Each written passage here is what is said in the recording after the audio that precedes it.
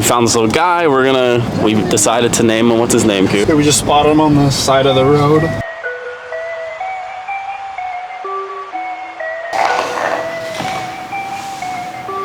Frank Bailey. Let's go. Yeah, make it look. Hey, stand up, guy, on 10 toes. Big body pull up in a Range Rover. I can change the whole game when I say so. I pull up, shut it down, yeah, they know. Running this game ain't a thing for me. I never switched up, no change in me. The only thing changing this season, you go against me, then you know that you tweaking, okay? Cause baby, I'm him, I be on 10. Two-stepping in the party, I do not dance. Watch how I move, make it look easy. Counting up wins, that's part of the plan. What's up, guys, and good morning. Coop and I, big Coop sit ups nice and straight. Just got finished workout. Some dogs were rolled by here, like attacking civilians, or they were like attacking this little dog. We went to go save him. I fucking zitzed one of them with a pepper spray. It didn't do that much, to be honest, but they did back off. Texas is like a similar situation to like Mexico, where there's just always stray dogs. Obviously, different neighborhoods are different. Like, we never had a problem here, but that was something. Anyways, going for a run. Gonna do 5K, and hopefully we don't get attacked by dogs. We make it look easy. Make it look. I know. Love shooting my shot, better play up. Make it look easy, that's a layup. Bad man. Why they wanna be like me, a sad man? Too wavy, swallow your pride. All of my guys, call them, they slide. They will oblige. Called them, I told them, you playing with me. Now look, all of them start. Alright, guys, on the track today. All those dogs around got us a little sketched, to be honest. They're both my kids. Sun's rising. It's about 24 degrees. 7 a.m. right now. Nice to run it. Going way up from where I was last year. I'ma make it look easy, that's it. I know God got me, he got my back. Alright, guys, so on the way in, you kind of saw the iPhone videos, but we found this little guy. We're not gonna keep him, but we decided to name him. What's his name, Coop? Scott Street, Scotty Fick, because he's fucking skin and bones like Scott. We just spotted him on the side of the road. Yeah. This little guy running right by traffic, so hopefully we can find him a home. Yeah, hopefully. At the very least, we'll go get all his shots and everything done, pay for that, and then, put him to a foster or something that, who knows.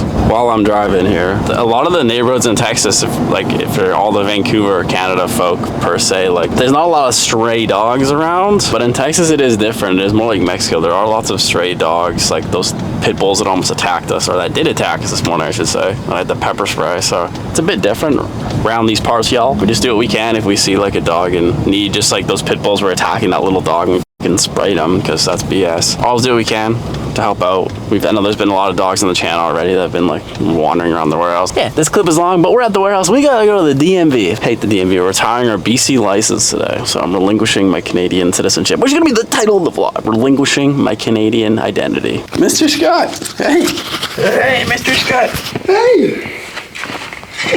Well, Scott, if Frankie saw you here, man, he would fucking be pissed. Oh my god, he's starving. Oh, jeez.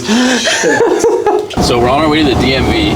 We're getting our Texas licenses. As I was saying, we are relinquishing our Canadian identity. No, but if you don't have an American ID, things get a lot more complicated and are harder to do. So it's just an easy thing to do. We actually give up our BC driver's license for it, but then we're just gonna go back to ICBC when we're in Canada next and be like, hey, we lost our license. Oh, there it is right there. So getting it, you can do a lot more stuff with driver's license, other rental applications, anything like that. It makes life a lot easier having a US-based ID. Oh, baby. Glory. Couple of guys at the DMV, hey? Guys, we are done at the DMV. We still have this little rascal with us. It turns out it's a girl, Scottina. No animal shelters will take Scottina. So anyways, figured that out. I already have a dependent, so Frankie. I didn't pop a picture up of Frankie. Way better than Scottina. You're cool, but you're no Frankette. Yeah, DMV was absolutely terrible. Cooper ended up getting his license okay. I was there for 2.5 hours, and I have to get a secondary inspection from Homeland Security to verify my ID, whatever the hell that means. Anyways.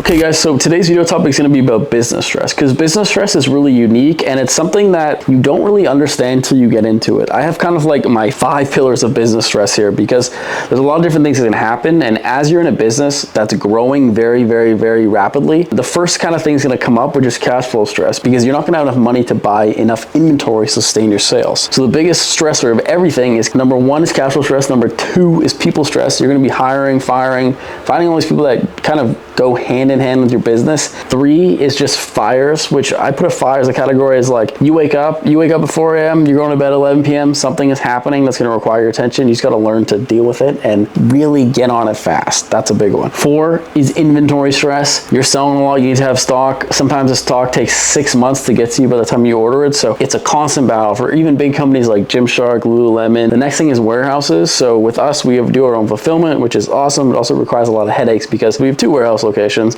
but we're working on expanding, moving leases, changing areas, and it's an ongoing thing because when you change your warehouse, it's a massive deal. You're talking new employees, new business permits, new permits for your racking. These are all things that I kind of like want to just talk about in this video. I'm not going to go too into detail with every single one of them, but just know like when you're starting a business, this is the kind of stuff you can really get yourself into, and this is what comes with it, because a lot of people see this really like glamorous side of the business where you're making all that money, you're doing all this stuff. I'm going to be really frank, like for Better Body, we're doing extremely well, but I still don't pay myself through this business because we keep on investing the profits. A lot of people disagree with that, but more overall, everything made in this business either goes to talent or back into the business to get more inventory. That's a big one. So without further ado, I hope you guys enjoyed this video. Hopefully that wasn't too long of a segment. We'll see you in the next few clips.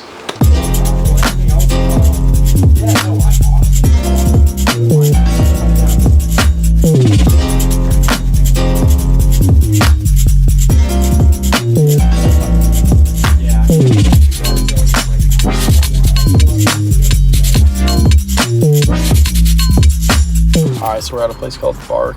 Yeah, hopefully they take this little one third spot.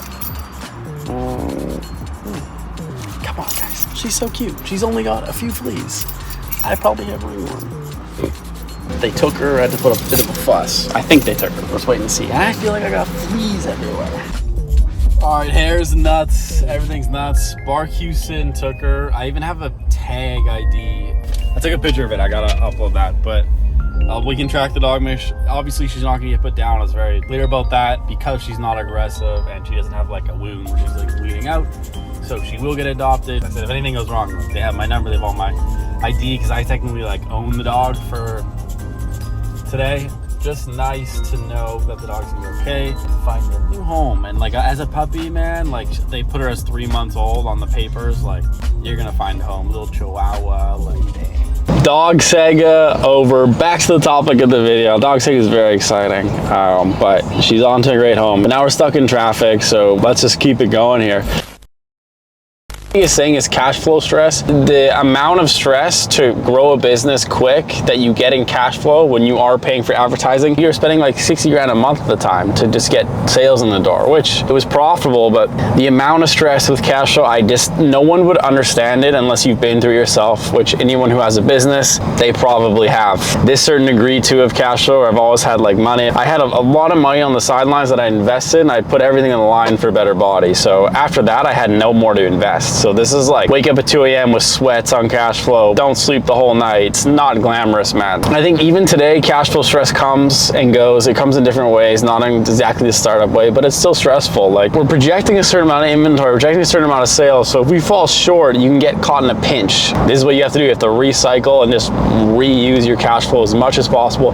Buy as much inventory in advance, and it leaves you in a more vulnerable position, but that's how you grow the fastest. What I'm trying to get with all this is I don't really have an answer for cash flow stress, to be honest. You just get used to it, and it's just kind of like becomes a normal occurrence in your life. What I will say about cash flow stress, there's no secret sauce for it, but once you've been through it enough, you just know things kind of work out. You're working hard, you're doing your best, you're checking everything you can on your to-do list. There's not much more you can really do besides just continue on. Stressing about it is not going to do anything, and honestly, the only way you can't stress about it is if you're a psychopath or you've been through it before and you know you'll get through it. That's it. If you're not failing, you're not making mistakes, you're not pushing hard enough, in my opinion. Get comfortable with it because it's not going anywhere. So next segment is inventory and the warehouses. I'm going to combine these because I'm in a warehouse, there's inventory, it just kind of makes sense. Obviously, lots of inventory, the warehouse going all over this. This also ties in the cash flow stress, but you gotta remember with inventory, there's a certain sales cycle we have, and when we undershoot or overshoot inventory, they can both result in very bad things.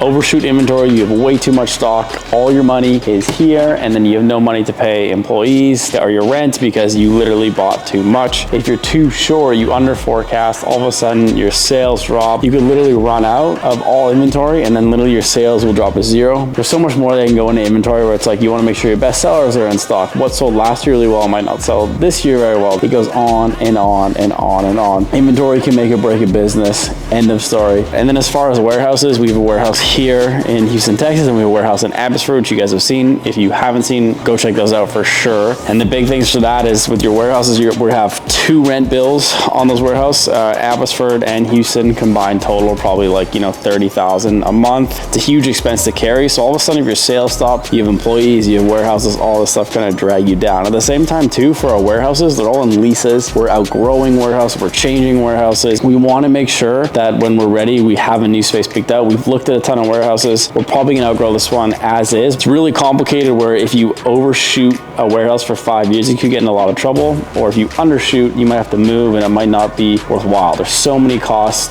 to move a warehouse. Inventory in warehouses, massive decisions. You don't want to go for too big of a warehouse, literally because too much warehouse, too much rent, you're not utilizing all the space. That's why we also have a 3PL in our Canada warehouse, which has been really good, but now it's like, it's probably hindering us from growing Better Body because we're so working on this 3PL. It's just, they're really tough decisions that you have to figure out, inventory and your warehouse space. If you go for a 3PL, that's great. Costs will be more high, but it's a lot less stress. Yeah, those are 2 big business stresses of mine just because it's an always forward thinking model. And if you mess it up, which we're all guessing at this point, it can really cause a lot of financial harm and stress and put down your business. So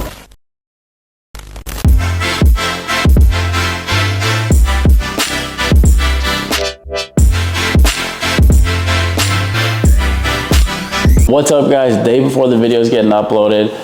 It is Saturday, 10 a.m. Started a workout at 6:30 this morning. Again, I really like to keep my schedule the same throughout the weeks just so I can keep working, get my stuff done. But you know, on Saturdays, Sundays, work from home, bit of office, bit of warehouse, just kind of depends what I do. Nevertheless, we still got to go over segment 5, but before segment 5, I wanted to show you guys the dog we rescued earlier this week. I think it's when I did a lot of filming this past Tuesday. She was adopted, so we're really excited about that. I'm going to show you the email just to prove that I ain't capping. This is the ID. We can pop up a picture of the papers I got just to confirm that that's actually her. And I ain't capping. I would never be the person to ever lie, but you know, YouTube's a crazy place, social media is a crazy place, people cap all the time. So I'm gonna prove myself so no one questions it. Fires. So fires are very crazy in a business because I like to define them as an event that happens in your business that needs to be addressed right away. It could be an employee acting out, it could be something wrong in the warehouse, your warehouse could be getting broken into. There's a million different things that can happen. You could have a shipment of product that arrived faulty. A fire is something I would classify as something that you got to drop all your current stuff and do it. That's why I like to leave a ton of room in my to-do list for fires, because fires happen every day. Now, what would make a bad CEO or a bad business operator is someone who kind of ignores the fires and lets them build up. It can be catastrophic to your business. So what I like to do is I'll set my to-do list up and I'm leaving space. I'm leaving 3 to 4 hours of my workday just to handle fires, just to answer questions for the team, all that kind of stuff, because what's contributed to not stressing myself the hell out lately is leaving timed up with fires. You can always set a to-do list that's a bit light, and then if you're done that to-do list, just go and do more, man. It's that simple. But if you set a huge to-do list to do, and then all these fires hit you, and it's like 6 p.m., you haven't even started one task, that happens, man, you're in for it. So I think what makes a good CEO, good operator, and what's just really brings the stresses down is leave time open for those fires so you can address them properly. You let them build up, again, it's going to be catastrophic to your business. Those are my 5 points. I hope you enjoyed it. Business is very stressful unless you have unlimited money. I think stress could go hella down if you just have unlimited money, which no one has. So that being said, guys, I hope those tips help you. They've helped me. I've learned them through my past existence of life, but Better Body's almost 4 years old. We turn 4 next week. Nevertheless, guys, I just want to thank you so much for watching the video, making it to the end. If you did, you guys know what to do. Like, comment, subscribe, do all that. It does help me out, it helps the channel. I want to grow this thing. The whole point of this channel is just to document the journey and help some people who are going through maybe the same thing as me, maybe way worse, maybe a bit lighter, whatever it is. I hope you guys enjoyed it, and I hope it actually helped you and provided some value. Thanks so much, guys. Have a good one. Make it look easy. make it look easy. I know Alright guys, bonus segment here. Listening to a book called Big Hard Things. Started it. What was interesting is they talked a lot about stress. The easy thing about stress that I'm taking from it is if you've done something before and you've been through before, it's not as bad. If it's your first time going through it, it's gonna be bad. Look at the reference of somebody skydiving. Going out for the first time, you are shitting yourself. I've never skydived once, but going out for the first time, you are absolutely shitting yourself. But the guys that are going out for the 4th or 5th time, they're excited. They're like, we got this. It's like your brain doing an alarm. As you go through these things and you put yourself through really stressful situations, you start to realize a pattern that you got it. And if you don't get it, that's okay. Because what's the worst thing that's gonna happen if you don't get it? Just my 2 cents. Thanks for watching, guys.